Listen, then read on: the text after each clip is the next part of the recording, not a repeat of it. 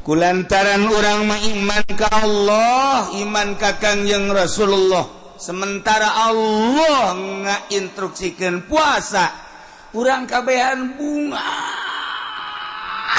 jasa. Aya parentah puasa teh bunga jasa. Teu bisa dibobodo urang mah sebagai umat Islam. Nu mantak bunga, Masya Allah, ketika bukana jeung rujak indah jasa. Indah jasa. Peting teu eureun-eureun nyatua. Eureun ngees bae. Saur pohara jasa. Dibanding-banding bulan biasa jeung Ramadan jahatan keneh bulan puasa. Ya, eta kan ku bunga berarti. Bunga.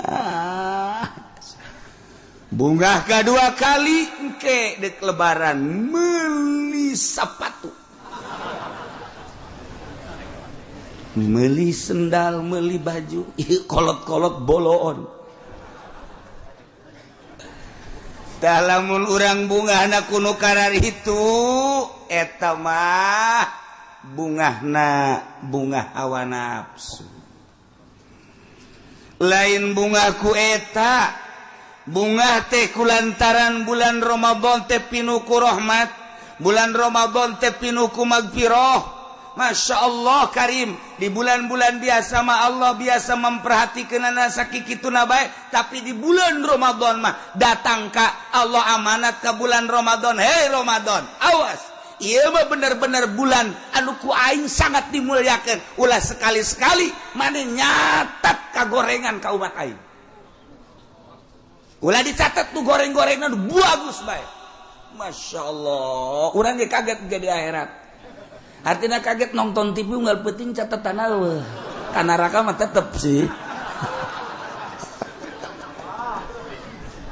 Ieu gede-gede penghormatan Allah terhadap bulan suci Ramadan. Aya hiji jelema tilok salat bulan-bulan biasa mah, tilok ibadah tapi asal bulan Ramadan tanggal hiji nyana kuramas mandi. Nyana make pakaian nun pake karesep ku nyana, nyana salat, nyana puasa biasa bae. Jadi nyana mah sataunna ngan bulan Ramadan doang ibadahna. Asal geus Ramadan sawal kan itu apluk-aplukan deui. Segitu bae teh nyana mah. Nah ditanya, "Hei, isi aneh bulan-bulan biasa tilok ibadah bulan Ramadan ibadah." Wow, bulan Ramadan mah penghormatan Allah terhadap Ramadan aing nyaho. Ngadenge aing ti kiai-kiai mantak aing sok mabok Ramadan tutup, aing sok zina Ramadan mah henteu aing mabokna mah geus tilok salat aing Ramadan mah salat geus pokona mah aing mah pokona Ramadan bae geus sakitu doang. Aing mebungah jasa Allah ngahampura ka umat nu kumaha bae di jero bulan Ramadan. Nah Allah teh ngahampura manya aing deuk dihampura teu bungah, mantak aing mah bungah jasa ku aya bulan Ramadan lantaran penghormatan Allah pinu wa taqdilana biha jami'a ma natlubuhu minal hajat wa tarfa'una biha indaka 'ala darajat. Para jamaah kaum muslimin wal muslimat rahimakumullah. Alhamdulillahirabbil alamin, menjelang Ramadan sababaraha poe ieu urang masih keneh dibere sehat, dibere jagjag, dibere afiat, nu mudah-mudahan sehat urang dilanggengkeun ku Gusti Allah, pikeun modal ibadah ka Gusti Allah, dugikeun ka akhir hayat urang. Malah mudah-mudahan urang dipanjangkeun umur, jang nambahan bekal ibadah urang ka Gusti Allah Subhanahu wa taala untuk meraih ridho Allah Subhanahu wa ta'ala.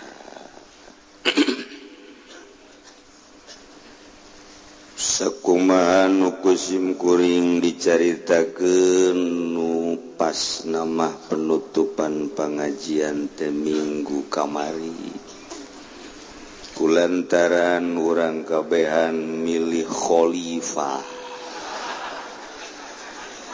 jang sekup desa jang supaya gampang laporan ketika aya permasalahan maka di Kabupaten Tangerang sekaligus minggu kamari berjamaah tiap-tiap desa ngayakeun pemilihan.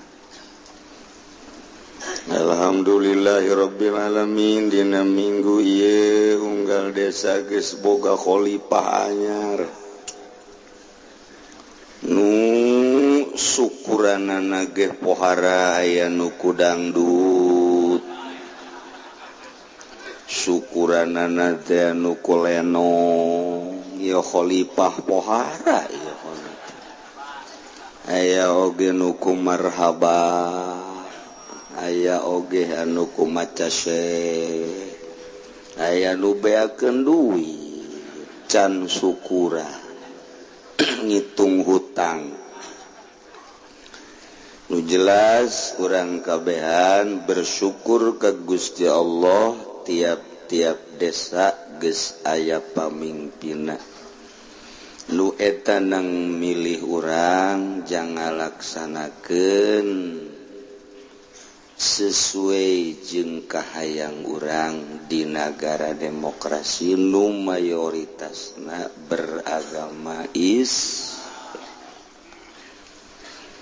rapi amat lamun kepala desa anyar nyieun aturan di desana lamun nu teu puasa ditangkep dibawa ka balai desa dibere duit supaya nyana mikir jabatur ge paruasa kok nyana mante akur jasa mun kepala desa anyar nyieun undang-undang saha nu ngaroko ti beurang tangkep prak RT anu teu puasa pageula ditangkep RT masalah nyieun aturan-aturan jang kamaslahatan di setiap perdesa abeh suasanana bener-bener suasana islami suasana Quran hingga saha nu teu kabita jaga di akhirat lurah mimpin umat kiai mimpin umat di akhirat diberangkatkeun ku Gusti Allah ka surga Allah Subhanahu wa taala. Geus lurah-lurah nu sejen neulekeun alah eta lurah mimpin umat ka surga jeung kiaina emang boga pagawean naon keur di dunia na hebat amat. Eta nya nama di bulan Ramadan nu teu puasa dibere duit tapi dipepuhan heula kemudian atuh nu ngaroko ditangkep nu dahar ditangkep tah jadi hebat suasanana bagus hingga di akhirat tapi kapital mudah-mudahan kepala-kepala desa nu anyar bisa mimpin umatna sesuai jeung aturanana hingga urang kabeh anu dipingpinna ngarasa ngeunaheun di supiranana pan nyupiran ge urang aya naik mobil giliran ngagejlug teu direm gudeg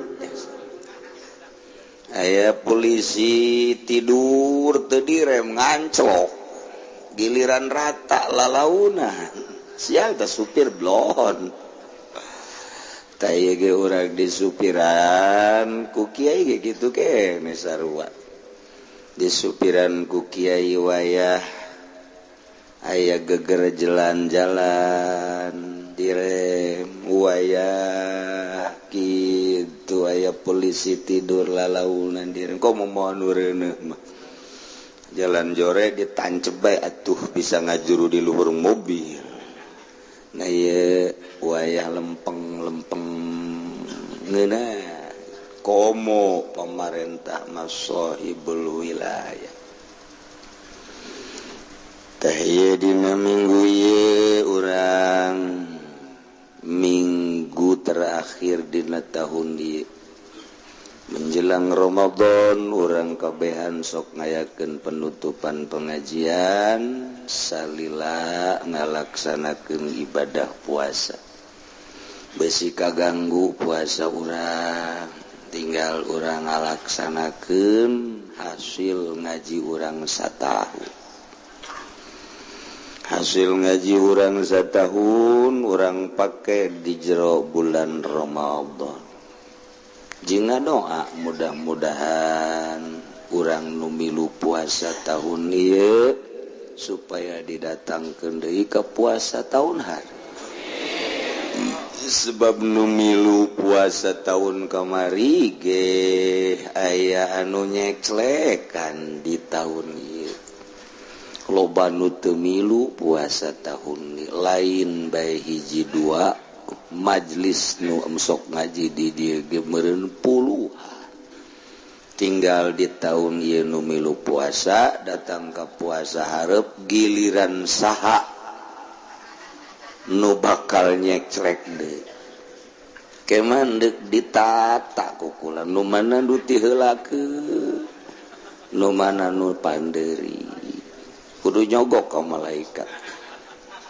teu bisa disogok malakal maut mah lantaran malaikat teu beukieun duit teu beukieun dahar teu beukieun teu beukieun sare teu beukieun jima geus nya mah ngalaksanakeun sesuai jeung perintah Allah Subhanahu wa taala urang lamun deuk munggah haji biasana urang ngaji manasik haji memang dianjurkeun kitu deuk dagang urang kudu belajar heula ilmu muamalah deuk nikah urang kudu belajar heula ilmu mundakahat di dieu sarua urang deuk puasa urang belajar ngaji ilmu bagian ubudiyah bagianana bagian puasa rubul ubudiyah bab puasa Kangjeng Nabi begitu di negeri Mekah ngalih ka Madinah urang Madinah keur ngalaksanakeun puasa tanya ku Kangjeng Nabi puasa naon ieu cik urang Madinah kami nuturkeun Nabi kami baheula puasa teh hiji 10 bulan Muharram Tasu'a Asyura na terutama kedua dina awal bulan tengah bulan jeung akhir bulan di Kangjeng Nabi tu kami leuwih utama tibatan aranjeun geus Kangjeng Nabi begitu datang ke Madinah puasa Asyura tuluy awal bulan tengah bulan jeung akhir bulan kabelah dieuna Kangjeng Nabi teh ngarasa nikmat ibadah ka Gusti Allah hingga ngarasa lazat ngahiji rarasaan diri jeung Gusti Allah maka Kangjeng Nabi unjukan ka Gusti hayang teuing umat kaula ibadah ngeunahna kos kaula ya Allah carana kumaha Gusti supaya ibadah umat kaula dina puasa teh dina ibadah gitu umat kaula dina ibadah teh supaya ngarasa ngeunah sakumaha ngeunahna kaula. Oh cek Gusti Allah atuh piceun hahalangna naon hahalangna cek Gusti Allah opat rupa hiji o'am dua syarab tilu jima opat naum numantak lazatud dunya arbaatun kangenahan dunia nu paling pohara jasa opat nomor kahiji at-ta'amu dahar lamun geus teu ngeunah dahar geura siap-siap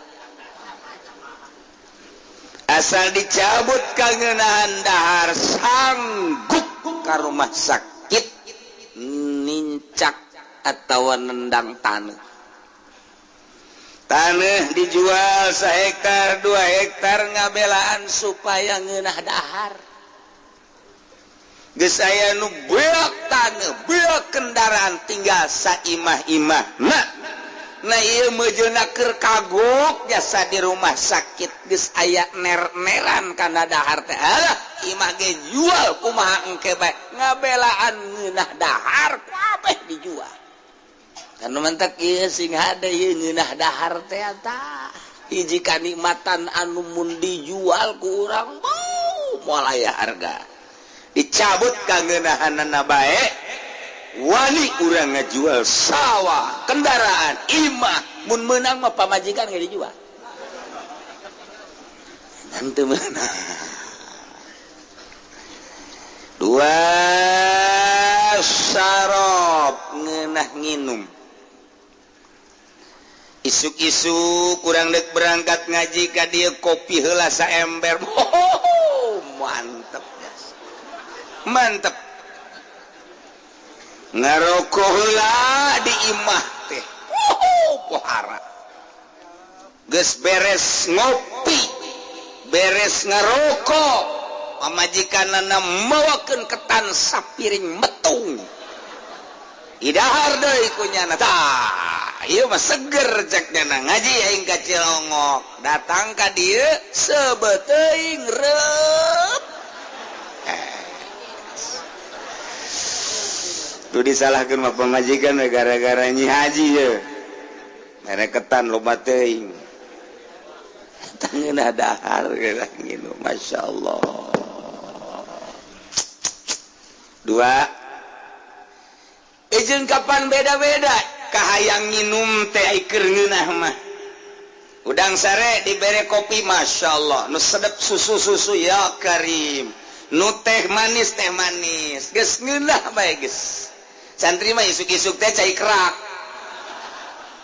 kamari masak kerakna teu dilokat nah dicaian PS hudang isuk-isuk teh pan beukah tak kerak diamban ku nyana masyaallah seungit diinum lek oh tambah leuwih ti kopi leuwih ti susu teu percaya ge isukan masak dina kastrol kerakna ulah dipiceun gantungkeun di luhur imah caian sare urang isuk coba ge ku urang inum ujianana sakabeh zat jeung protein kumpul di dinya ka badak santri mah nu kurulin tuh kabeh nginumna cai kerak cek ducan pernah masanteun coba aing nyobaan dah coba masak kerak nantepkeun terus caian isuk damban pan bau kieu hangit coba ge nikmat jasa teh aduh masyaallah kara rasakeun santri geus ngomong teh beuceun eta dahar pohara jasa ngaliwet ditetep di luhurna lauk peda ya Allah bawangan cabean setik aduh kau mau digula jawan setik aju dahar nikmat jasa bebe jaka batu ngeunah jasa atau emang sakit itu nanya nama dibandingkan yang daging ayam segala dengan waktu mual kuat emangnya nama bogana ngan sakitu atau nikmat jasa ya Allah ayo dong ada yang bos coba cek santri kos gitu ngeunah cek nanti aduh di turutan lah jasa gitu bae atuh sih mau loba duit tiganan atuh ulah nurutan peda atuh tambah pelit garana atuh ieu anu jelas dahar ngeunah nikmati Gusti lazzatud dunya nginum ngeunah lazzatud dunya katilu wal jima'u cek bahasa Kiai Ruslan mah dina kitab idkholu zakar nikmatud dunya salasa faltul tabar naumun wa qublatun wa idkholu zakar sare nyium jeung ngasupkeun gegending nah eta kalimat dunya jelema anu komumana ge lelempangan usaha di mana bae wandieun ninggalkeun lembur bahkan ninggalkeun negara ieu jang neangan duit ujung-ujung nama meuli dahareun meuli awewe sakitu di dunia mah geus sakitu bae meuli dahareun ka restoran kawin deui sakitu geus dicabut bae urang teh tah teu daek udang puyeng lalaki kasep jasa gagah jasa sugih jasa tapi bobogaanana teu udang teu ceuli datang ka aya awewe nu daekeun bae boro-boro parawana tawarang da bengsrak atawa jahe nini ge moal daekeun cek nini aya udang mah lumayan bae di ome aya ome naon gas jimat ya lazzatud dunya mendak di akhir zaman mah bakal loba anu kehilangan kangeunaan jima ya ne bobogaan teu udang lantaran naon lantaran loba pemikiran-pemikiran di luar pikiran manehan kaget eta sarap beunang termasuk makanan-makanan nu kuari dingeunah-ngeunah mempengaruhi karena saraf zakar. Taye coba kolot baheula manu dahar nangan saukur jeung kitu naon ngaranna ngan saukur dahar ejeung tangkal awit teh anu ngaranna iwung sia dasar rosok atunya dahar jeung iwung coelna atuh pucuk mede sapopoe ngadaharna sakadar dangdeur uwi tauco genang yen urang lembur datang ke aki-aki barangna normal umur 95 tahun ngucak incuna tereh paeh pak mana paeh maot kawin deui jeung rangda anakan deui aki-aki nu zaman baheula masih hade eta. Waduh, eta teh dongkrak antik na pohara. Nomor kaopatna wan naum sare. Iyalah lazzatud dunya asal geus teu dibere teu bisa hees sapoe sapeting dua poe dapeting nya geus bingung.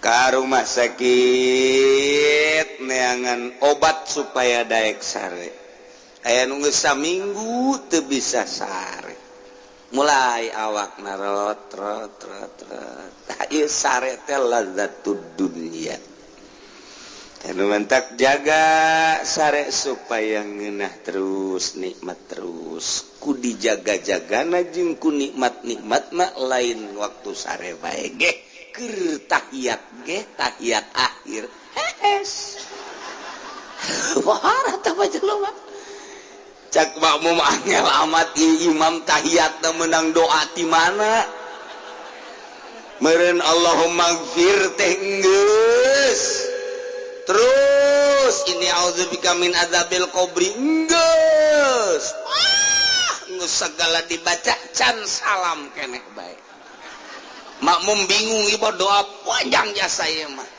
tetep ditangguhan bae kanyawan kerek cak makmum ieu lain doa panjang sial aing dilojokkeun ku imam aing mumparit lah assalamualaikum warahmatullahi dia bener ngaca ieu ku nikmat-nikmatna sare lain waktu sare ge jeung kuduna ulah sare tah aing keur ngaji mata mah lumrah tah ieu keur salat aing keur ngaji mah tah mah istiqomah mah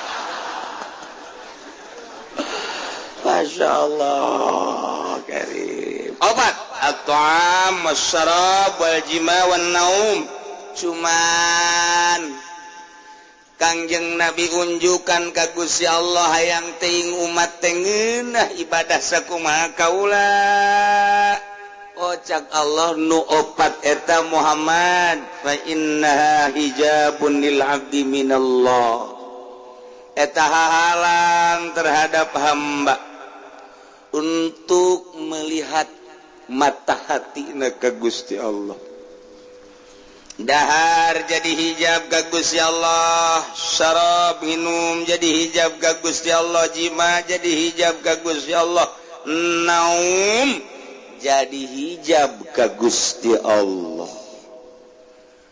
apaan Allah ngahalalkeun kulu wasrabu wala tusrifu oh barang halal jadi hijab Allah ngamenangkeun soteh lain kudu ngeunaan dahar nginum dipersilahkeun tapi jang kebutuhan diri ibadah ka Gusti Allah lain ngeunaan daharna dianjurkeun halal ku Gusti Allah ngan ngeunaahanana jadi hijab jima dianjurkan jang neruskan turunan ngeunaahanana jadi hijab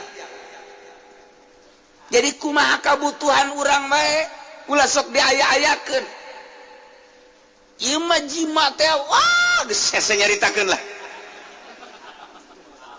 hese nyaritakeun aya nu diurut sagala ku di kota aya merekna pijat naon gara ngomong atuh sia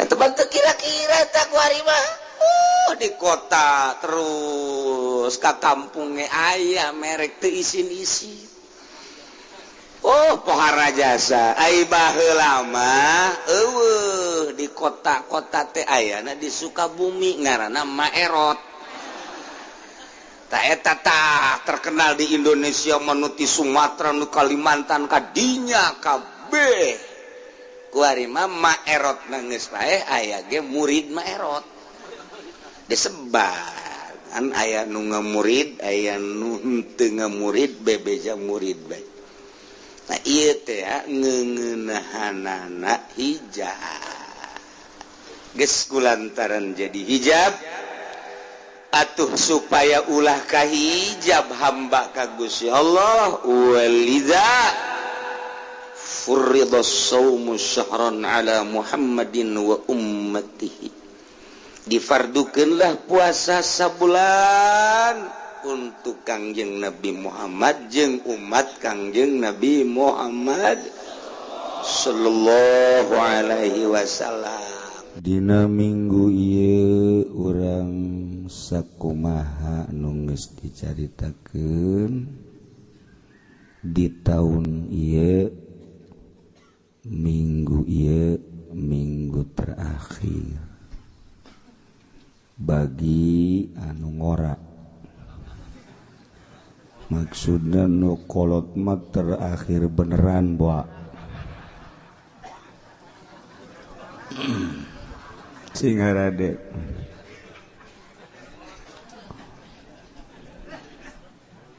Hawana geus beda, rarasaan geus puasa bae. Kulantaran rarasaan geus puasa atuh peuting dahar saur dahar. Beurang dahar janjan ningkatkeun dahar. Hawana beda geus kahieuman ku bulan suci Ramadan. Hingga urang selaku umat muslimin muslimat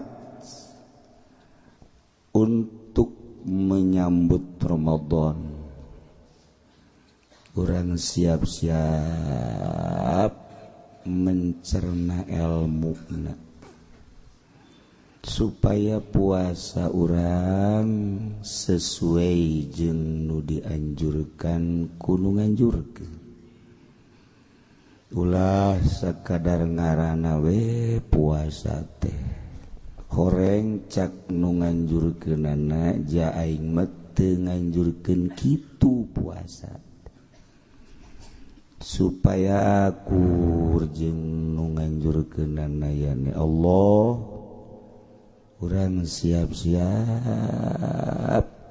neangan ilmu sanajan puasana unggal tahun besi aya poho besi aya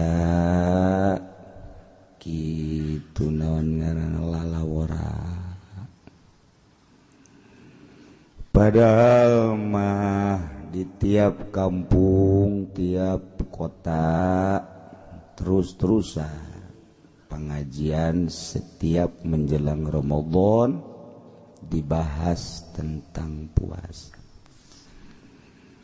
Tapi gitulah bangsa Indonesia mah memang geus jadi budaya. Urang Indonesia teh geus jadi budaya puasa teh. Malik ngeunah deui puasa. Malik ngeunah. Di Amerika mah lamun aya hiji awewe diperebutkeun ku lalaki pesto kalaluar silih tembak. Di Indonesia mah lamun diperebutkeun awewe tasbih nu kaluar. Tasbih. Urang Amerika ge heraneun. Pan jadi kieu ieu tasbih. Aju puasa. Nyana ge deuleu hasil coba. Ieu awewe diperebutkeun di negara luar mah baku hantem. Silih tembak, gelut. Tapi di Indonesia puasa. Hasilna Masya Allah 7 poe puasa. Eta awewe nirilik deh. Nirilik. Ya kali. Orang Amerika bingung. Aya obat naon eta di puasa. Caknyana pajar aya ektasian, pajar aya polio, pajar aya obat-obat terlarang sehingga eta awewe embung balik di malalaki. Manting luar biasa. Nyana datang Kak, saya coba beli puasa berapa sih? Pajar obat itu. Inilah Indonesia. Hebat. Ketika batur gelut, persediaan senjatana luar biasa. Urang Indonesia mah lamun kadenge dek gelut neangan ahli hikmat. Pelor diborong. Ditereuyan pelor. Datang ke bengkel sepeda kewalahan. Beakeun pelor. Iya kan modelanana. Jadi di Amerika mah pelor diteundeun ka senjata tembakeun des. Di Indonesia mah pelor sapeda, pelor naon da ditereuy. Iya hebat. Heraneun urang Amerika kan. Coba cenah aing hayang nyaho. Pelor anu ditereuy tembak kunyan des ngebul. Gidegnyana. Hasil kah? Ya paeh biasa.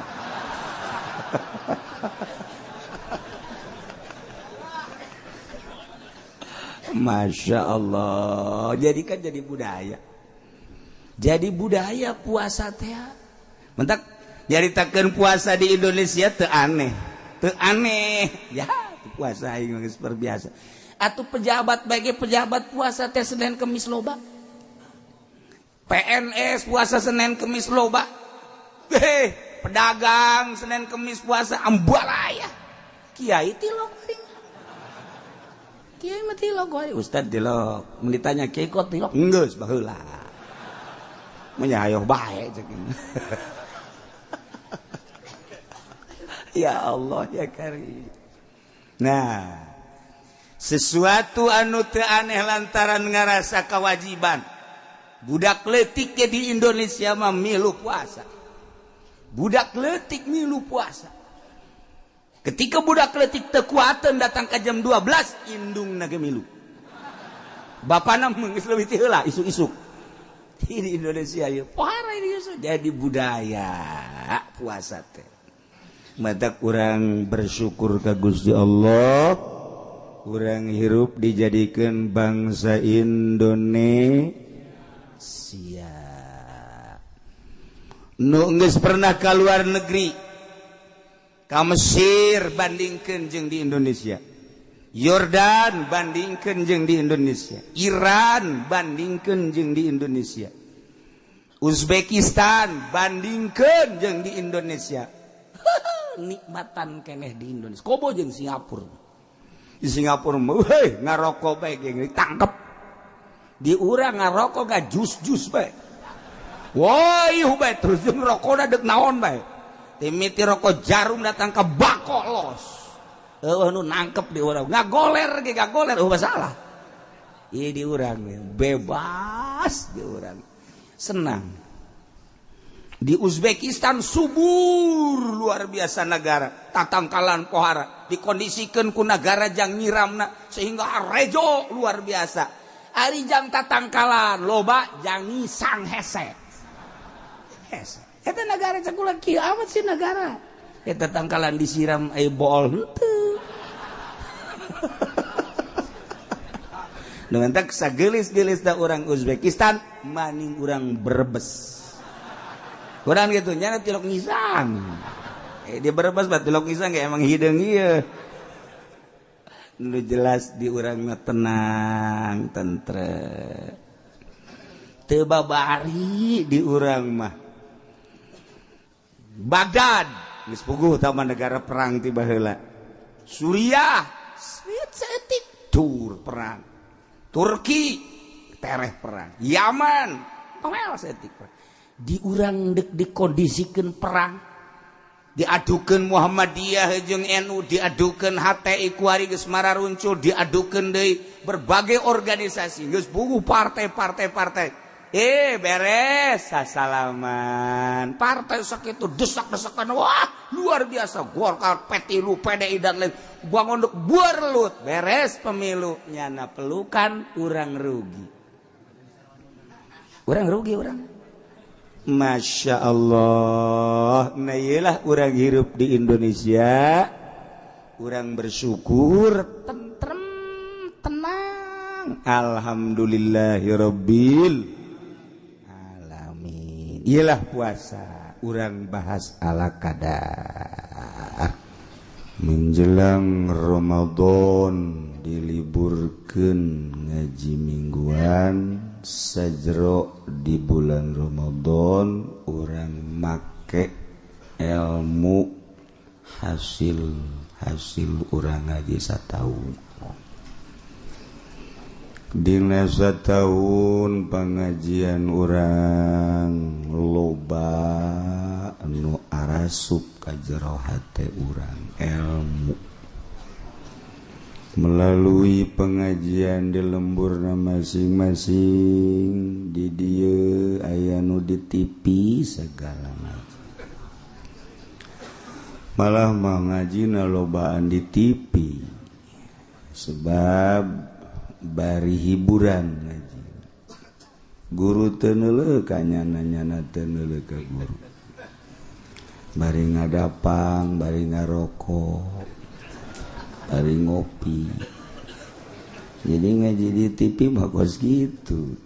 Badak ta'akur jeung persyaratan taklim. Lolobana teu mangpaat. Cacak-cacak urang ngaji kieu ge pa adu hareupan, makana maeungap. Hasil ngaji urang bebenangan dongeng-dongeng tahajud eta teh maksudna mah nitah supaya urang daek tahajud.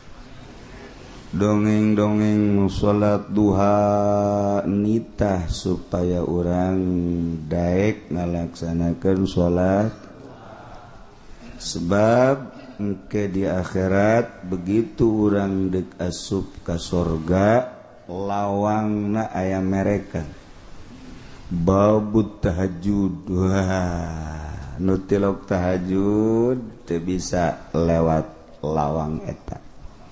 Tanya ku malaikat, mana kartu tahajudna? Ge kartu kredit dibalikeun ka neraka. Aya babud duha nu tilok salat duha teu bisa asup lewat lawang eta. Babul witri bab salat witir aya. Babus sodakoh nu teu boga kartu sodakoh moal bisa asup lewat lawang eta. Aya deui babur rayyan, ieu mah diperuntukkeun ka jelema nu puasa di bulan Ramadan. Nah, sugana tuh tahajud urang teu bisa asup. Duha mah komo, witir apalagi, sodakoh mah berat. Disugan we atuh babur rayyan. Aya nu ngacung harita Sina Abu Bakar.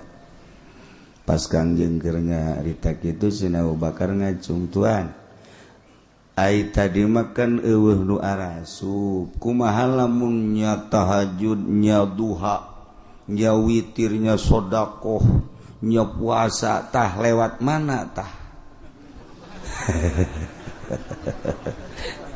Si Kangjeng Nabi senyum lantaran nu kos kitu teh Sayyidina Abu Bakar. Di aya kabeh di manehanna tahajud aya, duha aya, witir aya, sedekah aya, puasa aya. Cak Kangjeng Nabi ulah loba tatanya Abu Bakar, maneh menek lewat mamane mangga bae. Jadi bebas apa milih jalannya, masya Allah. Mudah-mudahan orang yang ke dititah milih atau diaminan ge moal bae. Ai henteu mat. Ya Allah karim. Ya ayyuhalladzina amanu kutiba alaikumus shiyam kama kutiba alal ladzina min qablikum la'allakum tattaquna ayyaman ma'dudat wallahu a'lamu bimuradih. Gusti Allah ngamimitian maka ya ayyuhalladzina amanu kajelema nu iman. Ahok mundur. Teu iman ka Allah nya nama jeung reng-rengan Ahok. Urang nu iman asup ka ayat eta. Entak loba pejabat kuari di Jakarta dongeng ka kula memeh gubernur nu ieu mah aya kaindahan saetik sering kunjungan ka masjid ka majelis taklim ka pengajian. Pas gubernur nu ieu can pernah kunjungan ka majelis taklim deuk naon nya hayang disundatan. Sundatan bisa gak? wahai jalma nu beriman ka Allah ka Kangjeng Rasulullah Muhammad sallallahu alaihi wasallam dipardukeun ka aranjeun kabeh puasa di jero bulan Ramadan besi majarkeun jang umat Kangjeng Nabi hungkul puasa teh henteu ternyata puasa mah umat nu bara heula ge di syariat kama kutiba alal ladzina min qablikum. Jadi lain umat Kangjeng Nabi urang bae dipardukeun puasa. Umat Kangjeng Nabi Isa, umat Kangjeng Nabi Musa, umat Kangjeng Nabi Sulaiman, Daud dan selanjutnya kaditu puasa mah aya. Sebab ngabedakeun antara hewan jeung manusia ku puasa. Hewan mah komo nu ngaran kebo, boro-boro berang nya nama di kandang na bae ge ngunyem bae. Eta kebo. Bari depa bari nangtung teu pernah eureun kebo mah. Nah manusia ge mun bari ngaji ngadaharan keneh bae. Ngopi eta ge sarua jeung kebo eneng. Eneng eta ge sarua. Deres tepati gede teuing pelen mah gede eneng ieu mah geus. Mun di luar aya nu bari ngopi toel sia eneng.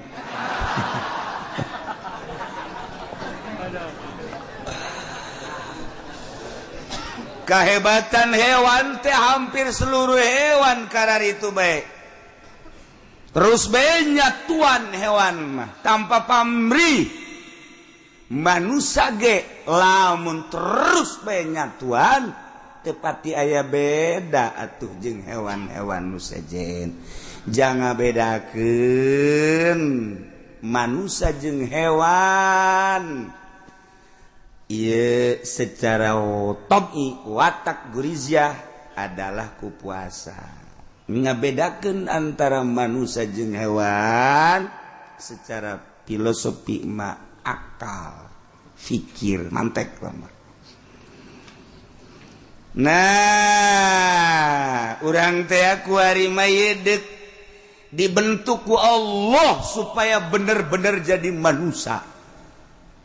Maka tiba heula puasa mati zaman Kangjeng Nabi Adam, terus Kangjeng Nabi Idris, terus Kangjeng Nabi Nuh, terus Kangjeng Nabi kadieuna, terus Sulaiman, Daud, terus datang ka Kangjeng Nabi urang. Ieu instruksi puasa mah aya.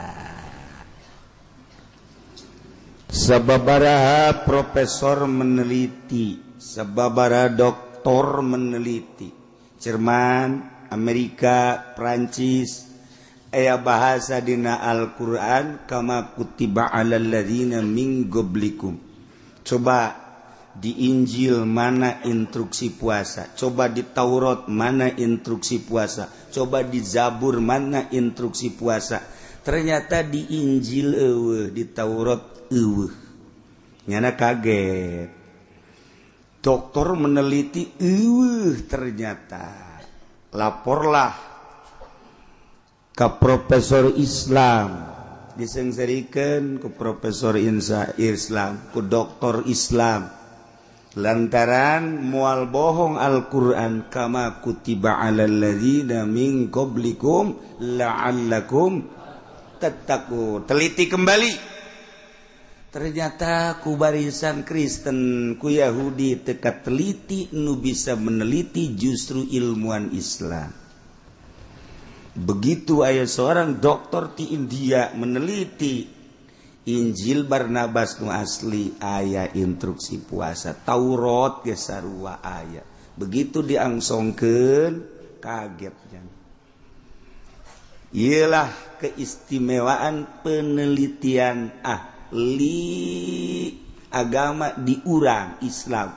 Jadi lain bae Al-Quran digali terus Injil, Taurat, dan kitab-kitab agama nu aya termasuk Zabur. Nah eta diteliti ternyata memang aya. Mun nyana ngabejaan eueuh berarti Injilna tahrif. Lain Injil asli. Ketika baca Injil asli aya. Geus kajeun teh mah sakadar carita. Urang mah dek aya dek eueuh teh mah urusan nyana. Urang mah kitabna Al-Qur'anul. Dina Al-Qur'an aya instruksi puasa. Alhamdulillahirabbil alamin. Kulantaran urang mah iman ka Allah, iman ka Kangjeng Rasulullah. Sementara Allah ngainstruksikeun puasa, urang kabehan bunga. Jasa. Aya parentah puasa teh bunga jasa. Teu bisa dibobodo urang mah sebagai umat Islam. Nu mantak bunga, Masya Allah. Ketika buka na jeung rujak, indah jasa. Indah jasa. Peting teu eureun-eureun nyatua. Eureun ngees bae. Saur pohara jasa. Dibanding-banding bulan biasa jeung Ramadan jahatan keneh bulan puasa. Ya, eta kan ku bunga berarti. Bunga. Bunga kedua kali engke dek lebaran meuli sepatu. Meuli sendal, meuli baju, kolot-kolot boloon. Lamun urang bungahna kuno karar itu eta mah bungahna bunga hawa nafsu. Lain bunga ku eta bunga teh kulantaran bulan Ramadan teh pinuku rahmat, bulan Ramadan teh pinuku magfirah. Masya Allah Karim, di bulan-bulan biasa mah Allah biasa memperhatikan sakikituna bae, tapi di bulan Ramadan mah datang ka Allah amanat ke bulan Ramadan. Hei Ramadan, awas, ieu mah bener-bener bulan anu ku aing sangat dimuliakeun. Ulah sekali-sekali maneh nyatat kagorengan ka umat aing. Ulah dicatat tuh goreng-gorengan bagus bae. Masya Allah, urang ge kaget jadi akhirat. Artinya kaget nonton TV unggal penting catatan eueuh. Ka neraka mah tetep sih. Ya ku gede-gede penghormatan Allah terhadap bulan suci Ramadan. Hiji jelema tilok salat bulan-bulan biasa mah ilok ibadah tapi asal bulan Ramadan tanggal hiji nyana kuramas mandi. Nyana make pakaian nun pake karesep ku nyana, nyana salat, nyana puasa biasa bae. Jadi nyana mah sataunna ngan bulan Ramadan doang ibadahna. Asal geus Ramadan sawal kan itu apluk-aplukan deui. Segitu bae teh nyana mah. Nah ditanya, isi aneh bulan-bulan biasa tilok ibadah bulan Ramadan ibadah. Wow, bulan Ramadan mah penghormatan Allah terhadap Ramadan aing nyaho. Ngadenge aing ti kiai-kiai. Mantak aing sok mabok Ramadan tutup. Aing sok zina Ramadan mah henteu aing mabokana mah geus. Tilok salat aing Ramadan mah salat. Geus pokona mah aing mah pokona Ramadan bae geus sakitu doang. Aing membungah jasa Allah ngahampura ka umat nu kumaha bae di jero bulan Ramadan. Nah, Allah teh ngahampura, maknya aing deuk dihampura teu bungah, mantak aing mah bungah jasa ku aya bulan Ramadan lantaran penghormatan Allah, pinuku rahmat, pinuku magfirah. Aing mah yakin bahwa aing dosa-dosa aing sataun ku Ramadan beak kabeh. Eta hebat jasa jelema teu kebal paeh di bulan Ramadan. Paeh kaimpi ku ahli Allah ditanya. Aisyah kumaha di jero kubur pertanyaan alhamdulillah salamet cekeun. Jadi penghargaan ti Allah geus dibere surga. Nu bener sia. Eta sebab boga amal naon? Amal bungah doang kulantaran nyana nyambut bulan suci Ramadan. disambut songsong kunyana jeung nyana siap ngalaksanakeun ibadah di jero bulan Ramadan ta eta teh langsung di kuburan bisa ngajawab di akhirat geus disadiakeun sorga. Geus bejaan ka urang lembur. Bejakeun ka urang lembur cak kiai ge di Cilongok geus bulan sejen mah los ya deuk apruk-aprukan ge. Asal Ramadan bae kitu geus. Geus kitu bae geus pokona mah. Pokona sia bebas, asal Ramadan geus bebas. Bener kan cak kieu uci, tanyakeun kitu ka ditu ka kieu uci. Geus pokona bebas bae eta. Ngeunaheun pan. Mantep jasa, masyaallah. Geus urang ge alhamdulillahirabbil alamin. Nah,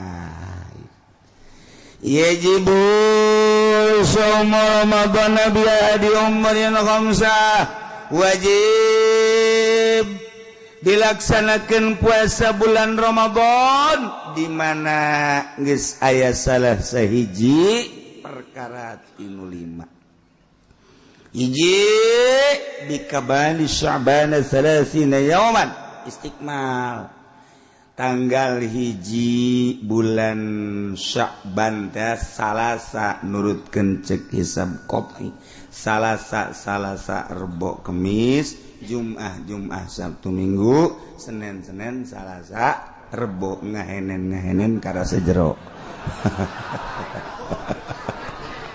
ta eta istiqmal karana bikamali Sya'ban 30 yauman.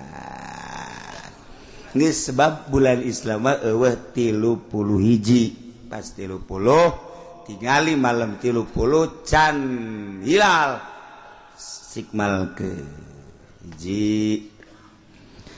Nomor kedua biruyatil hilal kadeuleu bulan sabit hilal bulan sabit aya qomar bulan purnama hilal bulan sabit. Nah, neuleuh bulan eta ge sarua wajib ngalaksanakeun puasa ku sebab ru'yatil hilal. Jangsa ti hakim madra'ahu. Di hak jelema nu neuleuh sanajan fasik nyana neuleuh nyana pasek wajib bae puasa. Sebab cek Kangjeng Nabi sumu liru'yatihi wa aftiru liru'yatihi fa in gumma alaikum fa akmilu iddat Sya'ban 30 yawman. Cek ahli bilagah mah bade istikhdam sebab liru'yatihi balikana hilal Ramadan aftiru liru'yatihi Syawal. Cekah yang Nabi puasalah marane kabeh liru'yatihi sabada neuleuh bulan sabit Ramadan. Bukalah marane kabeh liru'yatihi lambi mada ba'da sabada ningali kana hilal bulan Syawal. Mun teu kadeuleu fa in gumma mendung misalna alaikum fakmilu iddat Sya'ban 30 istiqmalkeun 30 poe. Dua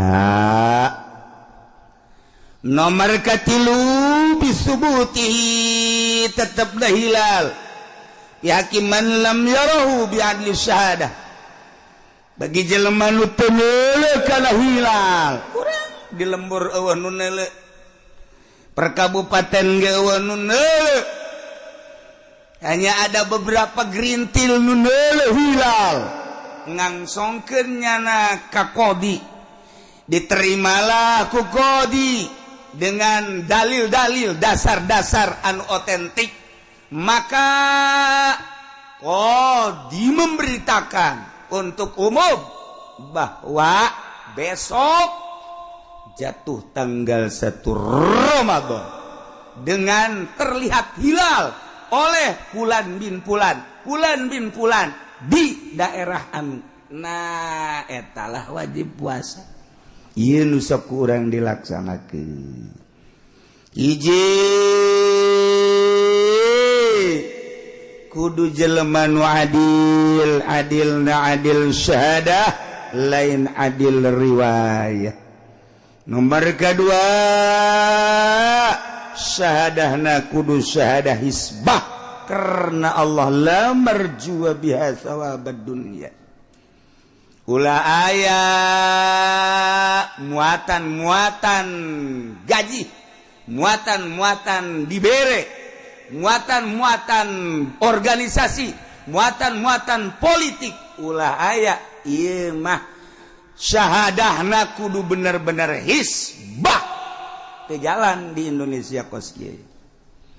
Sebab di urang ayat tim ru'yat digaji. Ketika digaji lain hisbah, ketika lain hisbah boro-boro ahli tasawuf, ahli fikih geus teu narima. Ai kudu dibejakeun terang-terangan makos kitu. Kudu nu bener-bener lillahi ta'ala. Ulah aya unsur-unsur muatan organisasi NU kieu Muhammadiyah kieu mawat maneh masing-masing geus lain hisbah nu kos kitu.